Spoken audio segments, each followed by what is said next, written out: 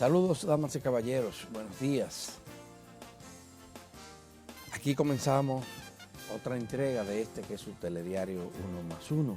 Hoy Millicent, miércoles 22 de noviembre del año 2023. Estamos ya a un mes de la Navidad, del 24, 23, el Día del Niño Jesús, justamente un mes. Millicent y el país trata de reponerse de los daños causados por las lluvias que cayeron el sábado aquí en la capital y en todo el territorio nacional. Comienzan a cuantificarse estos daños. Se habla de que solamente en la agricultura se perdieron cerca de 5.000 millones de pesos. Mucho dinero.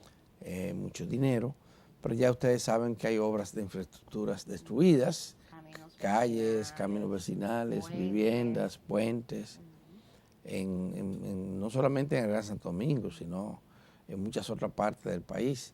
Y las autoridades están tratando de afrontar esa situación, mientras la oposición política está centrada en criticar y responsabilizar a las autoridades de lo ocurrido, porque dicen que no hubo previsión ni planificación. Esa es la situación nuestra, pero hoy se reanudan las clases en las escuelas públicas y en otros centros, porque la verdad es que algunos centros semiprivados también paralizaron, como el Infotec, que moviliza muchos estudiantes todos los días. No impartió docencia durante, suspendió sus actividades. Como yo te decía ayer, creo que se le pasó la mano a las autoridades, suspendiendo la docencia por 3 días. Hay muchísimas escuelas que no sufrieron ningún tipo de daño y podían trabajar con toda normalidad y aprovechar el tiempo, aprovechar el dinero que se invierte en la educación. Igual pasa con situaciones como Infotec, que es probable que algunos estudiantes no pudieran ir porque viven en condición de vulnerabilidad, pero la inmensa mayoría va a ir. Y va a ir porque las calles tú la ves llena de gente, moviéndose de un lugar a otro. Pero hoy se supone que el tránsito se va a incrementar. Sí, hay que recomendarle a la gente que nos ve, que nos escucha, que transita por esta zona y zonas aledañas. Por la zona, estamos hablando de la 27 de febrero, con Máximo Gómez.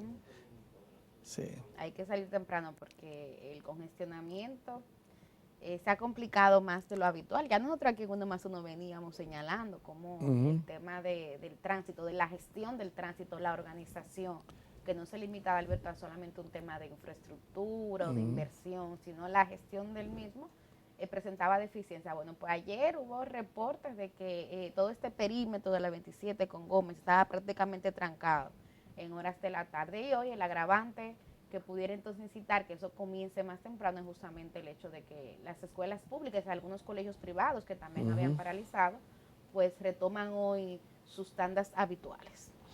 Esa es la realidad, damas y caballeros.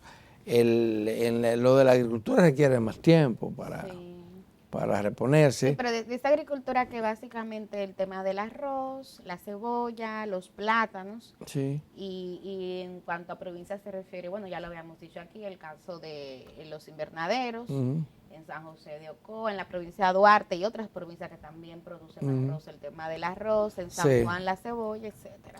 Sí, el arroz es que la lluvia lo tumbaron, aunque ya era un proceso que venía, porque ya había llovido antes, afectando la cosecha, porque estamos hablando ya del momento de la cosecha, de arroz de invierno, porque ahora no se hace la mayor cosecha del país. No, que es en primavera. Que es en primavera.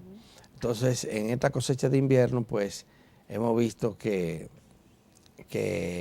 ha sufrido por esta situación. Ojalá que esto no implique ningún tipo de problema de suministro.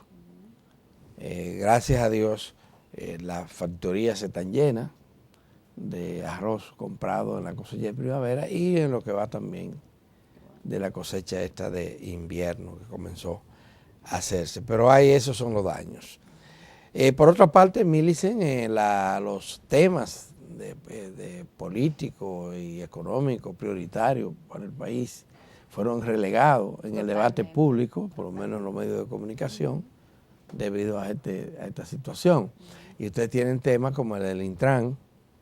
En el Intran nos referimos a la denuncia de corrupción que pudo haber ocurrido en el otorgamiento de un contrato para instalar semáforos inteligentes en la capital. Y entonces esa denuncia ustedes saben que estremeció al país, porque se llevó de paro al incumbente, al director de esta institución, Hugo Veras, y se recomendó que el expediente fuera, bueno, se envió el expediente al PESCA, que es una dependencia del Ministerio Público, para que investigue y determine si hay consecuencias penales de lo que parece que ya todo el mundo reconoce que hubo irregularidades en el otorgamiento de ese contrato. Ese es tan solo uno de los temas, pero todo el tema también de la campaña política que estaba bien acelerada. Estaba en su punto álgido. Sí, ha sufrido una merma, no es que se para. Porque ahora el tema es hacer campaña alrededor de las lluvias, las inundaciones, la infraestructura pública, etcétera. De manera irresponsable. Así es. Y las alianzas, que era un punto clave, todavía las que no se habían anunciado, no sé.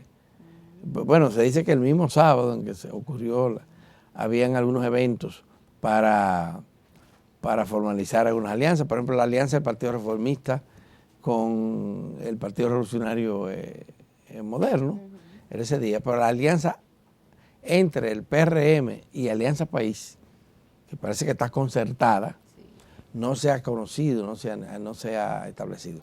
Mira, hay una aclaración que es importante en ese sentido. El plazo para inscribir alianza ya venció. Para lo municipal. No solo para lo municipal. Es que porque tú tenías que elegir. Sí, porque una cosa son las alianzas, otra son las candidaturas. Las candidaturas. Exacto, sí. Entonces eso falta. Sí. Eso falta que se definan. Eso está determinado ya por los partidos. Y es probable que algunos de ellos lo hayan llevado a la Junta y uno no lo sepa. Bueno, fíjate que ayer nuestro invitado a la entrevista en primer plano, el secretario general del PLD, Charlie Mariotti, nos da un dato que no se sabía, el hecho de que Opción Democrática no solamente firmó con la Fuerza del Pueblo, sino también con el PLD, y esa no se sabía. Bueno, es lo que decía la lideresa de ese partido, que con la oposición el enemigo es el que tenga el poder. Sí, el oficialismo. Eso siempre ha pasado en la sociedad dominicana. Por eso ustedes ven que hay grupos que todo lo que implique protesta lo apoyan, aunque vaya en contra suya. En contra o en contra del pueblo. Sí, porque creen de manera errónea que el enemigo es el Estado, que todo lo que el le tuvo la administración pública, incluyendo el gobierno de turno, entonces hay que protestar contra eso. Esa es la situación, Millicent. Bueno, antes de irnos a la pausa para que regresemos con nuestro invitado de hoy, Millicent, hay que mencionar lo que está pasando en la Franja de Gaza. No podemos olvidar de eso. No nos olvidemos de esa invasión israelí a Palestina. De ese genocidio. Que se ha traducido en un genocidio. Bueno, a tal extremo, señores. Yo no sé cuándo la humanidad se va a rebelar contra los genocidios, como tú señalas.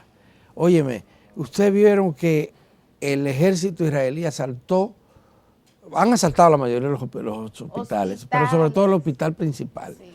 Y de allí se llevaron, nada más o menos, que 50 niños, bebés, recién nacidos, neonatos, de allí. Y una parte murió ya. Y otra parte han tenido que llevarse, lo llevaron para Egipto. Millicent, en condiciones de extrema gravedad. Y la humanidad no pasa nada. O pasa muy poco. Tanto así que hay gente que ha protestado, pero las agencias informativas, aquí, por ejemplo, CNN, que es de la que más se oye, que es una agencia norteamericana, estadounidense, ha ignorado ese caso y cuando lo tratan es con la versión israelí. Que Israel lo que ha hecho un acto de humanidad para salvarlo, porque ahí supuestamente había un túnel de Hamas. Que no hay por qué dudarlo que existiera, porque sí, pero eso tampoco le da derecho a atacar a civiles, incluyendo niños. En las Naciones Unidas, una de sus disposiciones centrales frente al tema de la política de guerra es que bajo ninguna circunstancia se puede ocupar o intervenir un hospital. Bajo ninguna circunstancia. Aunque ahí esté el jefe de los terroristas más grandes del mundo. No se puede intervenir un hospital por las consecuencias de personas inocentes. Ancianos, niños, mujeres, inclusive algunos hasta refugiados, en una situación como la que está viviendo Palestina. Pero la noticia ya no es eso. La noticia es que ayer Israel y Hamas es el grupo militar, político-militar, que opera en la Franja de Gaza, el grupo palestino, político-militar, el que se metió a Israel y asaltó una fortaleza y mató a decenas, cientos de militares y también mató civiles y se llevó a un grupo de 250 rehenes, los cuales no ha liberado, solo algunos por razones humanitarias, un par de mujeres, ancianas o viejas, PM, envejecientes como se dice ahora. Bueno, pero ayer firmaron un acuerdo y ríete, el acuerdo obliga a Israel a liberar 300 dirigentes palestinos. Que estaban presos. Que están presos. Exacto. Y mientras que Hamas va a liberarle 30 de los rehenes. Dice entre 30 y 50 de los 250 rehenes que tiene. Pero más aún, hay que hacer una tregua de 5 días. Implica un alto al fuego. Un alto al fuego. ¿Qué te parece? Bueno, yo creo que ahí Israel reconoce un poco al grupo Hamas como interlocutor y además se demuestra que no, como ellos habían estado diciendo, porque no esperaban que después de tantos días bajo fuego, ininterrumpido, porque fue muy pocas horas se ha parado y se ha afectado infraestructura importante, pues ya el grupo Hamas debería estar más reducido. Y ellos nos dijeron eso, que habían destruido. Exactamente. Enclaves donde estaban un poco residiendo integrantes del grupo Hamas. Mira, yo coincido contigo, Adalberto, esto tiene que parar. Y insisto, lo hemos hablado aquí, que a mí me parece que a este conflicto ha encontrado a Naciones Unidas, no a la parte operativa, porque las agencias de Naciones Unidas están en el territorio y también han sido atacadas, claro, y han sido víctimas de estos tiroteos, de estos ataques. Pero el hecho de la gobernanza, de que quienes están representados en los estamentos del poder de Naciones Unidas no hayan podido, no hayan querido en algunos casos encontrar una solución para detener el fuego, por ejemplo, o lograr la liberación de los rehenes, para mí eso es bastante cuestionable, Adalberto Cruz. Bueno, la guerra nunca, absolutamente nunca, han dado resultados positivos. Para nada, todo lo contrario. Consecuencias son negativas, muertes. Y fíjate que esto implica, en el caso de Palestina, en la Franja de Gaza, es obvio que la economía ha sido totalmente destruida, pues la de Israel está sufriendo. Dicen que Israel pierde todos los días 250 millones de dólares como consecuencia de la guerra. Pero además su economía se le ha paralizado.